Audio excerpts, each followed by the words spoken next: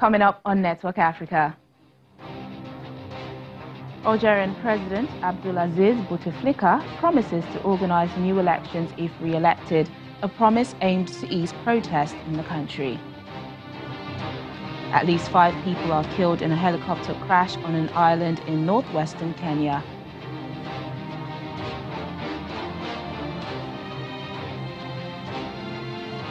And 5 young men are sentenced to death by firing squad for gang raping a woman in Somalia's Puntland.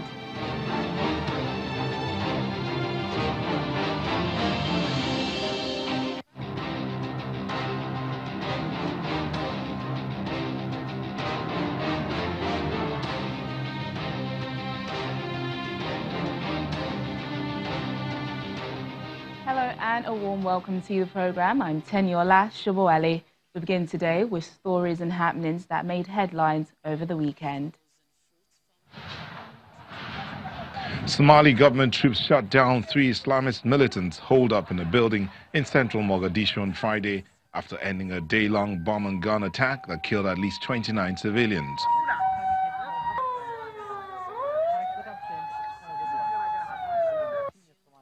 Islamist al-Shabaab fighters launched their assault with a suicide car bomb outside the Makkah al-Mukarrama hotel, destroying other structures, igniting a huge fire and leaving people wounded in the rubble.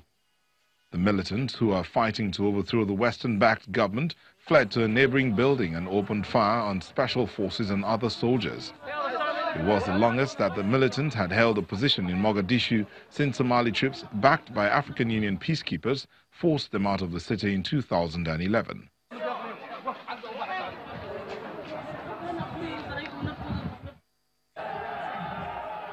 In the Democratic Republic of Congo, President Felix Tshisekedi says he wants to free all political prisoners within the next 10 days. He says he will ask the Justice Minister to take all necessary measures within the law towards the conditional release of all individuals detained for opinion offences, notably during the protests held before the elections. He added that in cementing the democratic advances achieved in the country, he has made reducing tensions a major goal. Mr. Tshisekedi assumed office in January, taking over from Joseph Kabila, who had been in power for 18 years. Mr. Tshisekedi made the announcement as he unveiled his emergency program for the first 100 days. His speech raised the possibility of political exiles being allowed to return home to the DR Congo. On Sunday, Algerian President Abdelaziz Bouteflika submitted official papers confirming that he will seek re-election next month, despite mass protests against the 82-year-old extending his 20-year rule. There was no official confirmation, although state news agencies published a declaration of his assets, which is one formal requirement for him to run in the April 18 presidential election.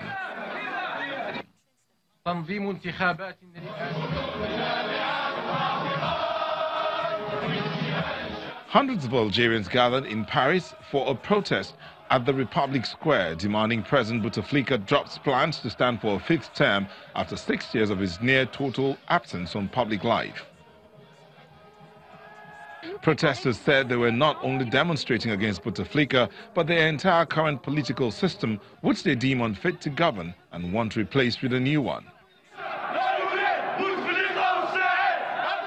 In a rare wave of public dissent, Algerians have been taken to the streets, calling on him to step down after his 20 years in power. Bouteflika is yet to talk about the protest or address the protesters' concerns.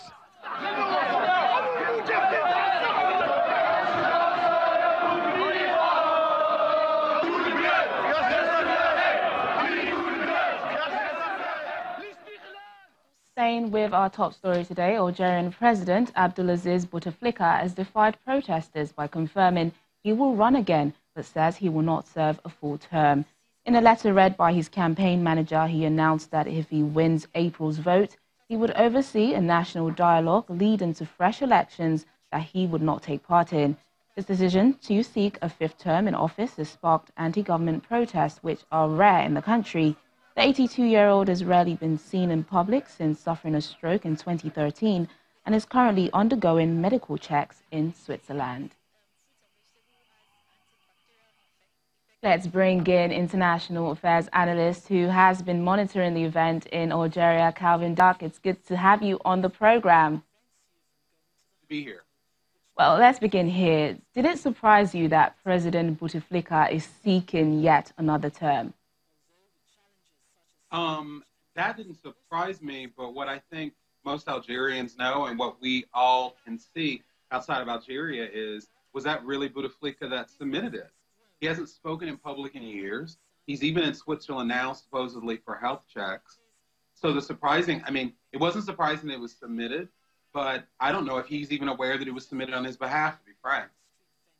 That is quite interesting that you say that. So who is running things behind? Who do you think is running things behind if it isn't President Bouteflika? Well, I believe that it's kind of a combination of military and political elites, namely his brother, Saïd Bouteflika. And I think that if you don't believe that that's who's running the country, look at the letter that he sent, because it is clearly their way of trying to ease out of power. And it had very little to do with Bouteflika. He really is a prop. But then what do you make of this new promise to the people to leave after a year? Is there even a point to this? Or what is the point? Exactly. I think it's a farce, and it's kind of insulting. Because here's the thing. When I was reading the letter, I love how he put in there, if I were to win. As if there's any doubt that he would win if he ran. Because it's Algerian elections. They've proven that over the last couple of decades. But if you really did genuinely want to have a national conversation to then reform the Constitution, do it now. If he's going to change the Constitution to end his term in a year, supposedly, it's only March. So that clearly shows he's trying to do this to tamp down the protesters and the pressure. And then when he gets there, a year will turn into 2, will turn into 5, will turn into...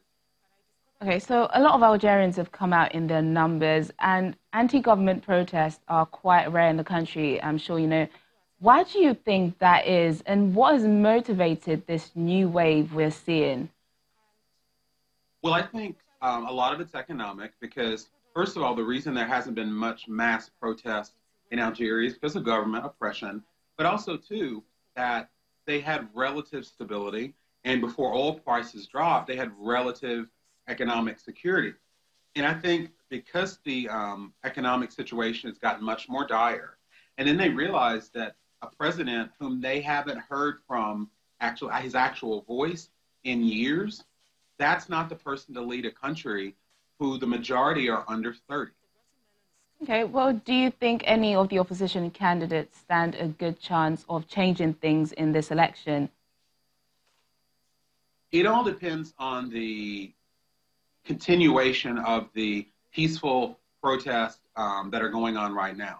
Because if that's the case, and it does force Bouteflika and those around him forces them to recognize that he shouldn't run and that there are opposition candidates, then the next hurdle will be how do the Algerians ensure that the elections are free and fair? And that's going to be a hard one because, they haven't had any in a while. But I do think there's a chance, but there are a few steps before that. And that's one, getting Bouteflika to not run again and figuring out who's behind him, who's controlling everything, and making sure they don't influence the process. Okay, just finally, some analysts are comparing this rare protest to Egypt's Arab Spring in 2011. Do you share this comparison? I think so. And I think this is one of those times where social media is going to rapidly change popular protest and democratic development, simply because we can all see in real time what is going on in the streets in Algeria. We saw it in Tunisia, and we saw it in Egypt as well. So I do think that this could have the potential to hopefully not be violent, but kind of like in Egypt, where had it not been for social media, it would have taken a lot longer to get where they got to.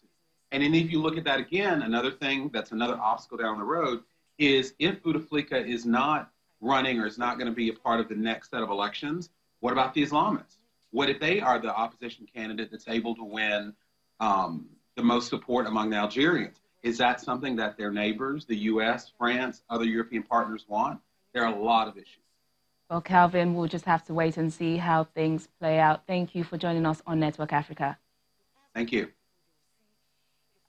Moving on now, Burundi opposition leader Agathon Rwasa has criticized the authorities for preventing him from launching his new political party in the capital, Bujumbura.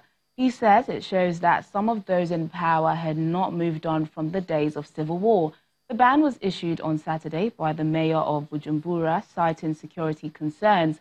The authorities initially refused to allow Mr. Rwasa to set up a new party, insisting he change its name. Mr. Rwasa, who says he will run for president in next year's elections, was a rebel leader during Burundi's long civil war. In Kenya, at least 5 people have died in a helicopter crash on an island in the northwestern Kenya region. They include a pilot of Kenya's Deputy President, William Ruto, and 4 Americans. The helicopter, flown by Captain Mario Magonga, came down at around 5 p.m. on Sunday in the Central Island National Park in Lake Turkana, a popular tourist area which is on the UNESCO list of endangered World Heritage Sites. The cause of the crash is still unclear, and the U.S. nationals have not yet been named. Security teams have been dispatched to the scene to assist with the recovery of the wreckage and bodies. This crash comes barely 3 weeks after a light fixed-wing aircraft came down in a forest in Kericho in the Rift Valley, killing all 5 people on board. Let's get more on this now from a Kenyan journalist, Cyrus Ambati. Hello, Cyrus. Thank you for joining us on Network Africa. What's the latest concerning this tragic incident? There's no link between the accident that happened last night and the other one which happened last month in the area called Kericho. These are far apart areas, but it seemed both passengers, or rather tourists, were headed to the same area. That's the Turkana area. Turkana is a place where it's popular among many tourists who come to this region. So, I mean, we can blame the accident on preliminarily on weather, bad weather. But so far, there's no link between the Turkana one and the one which happened in Kericho. That's what we're finding out so far. Well, Cyrus, what else are you hearing in regards to, do we know what led to this crash? According to the guys we are talking on the ground so far, the last night's accident is believed to have been caused by, I believe, bad weather, because you see, they are saying that there were 2 choppers which are at the same site. That site is popular because it has a kind of volcanic eruption in the area, and there are so many flamingos, so many tourists go there. And at that time, when the plane went down, it was so windy. One of the pilots who survived, or rather, there were 2 choppers on the ground. So one of the pilots managed to leave the site. He said the area was windy, and as he flew away, he saw kind of a ball of fire. We suspect to be bad weather, but let's leave that to the experts for now. Okay, Cyrus. Well, what are the authorities doing to avoid a reoccurrence with regards to the maintenance of these aircraft? Well, the issue of maintenance, or they insist it is an accident. You can't say per se that it was caused by poor maintenance, because this chopper, mind you, was just brought to Kenya last year in September. It was a new chopper. It belongs to a new company. It belongs to a company associated with the Deputy President. I mean, it was a new venture, and per se, you can say. So the issue of maintenance does not arise. But then the Wilson Airport, where the choppers are usually kept, accounts for many accidents that occur in this country. Even the one which occurred in Kericho, we talked about earlier on, had originated in the Wilson Airport. But that does not mean that they don't maintain them well. They do maintain them well, I believe. So it was an accident. It could be a pilot error. It could be bad weather. It could be technical. We're just waiting to hear. Kenyan journalist Cyrus Ambati, thank you for joining us on Network Africa. Moving on now, 5 young men have been sentenced to death by firing squad for the gang rape of a woman in Galkayo, the main city in Somalia's Puntland. Prosecutors say their trial, which was in a civilian court, lasted for only a day after the accused, 4 of whom are aged 18 and 1 who is aged 19, pleaded guilty to raping the woman on February the 22nd. The ruling is extremely significant as rape cases in Puntland are usually settled out of court, following the intervention of traditional elders who force the perpetrators and survivors to marry. This trial is likely to have been prompted by the outrage over the rape and killing of a 13-year-old girl in Galkayo last week. Local media says the girl had been strangled with a rope, her teeth broken, and one of her ears cut off before her body was thrown in front of her family's home. You're watching Network Africa on Channels Television. Still ahead. Ethiopians incorporate weekly workouts to their lifestyle to curb diseases. Please stay with us.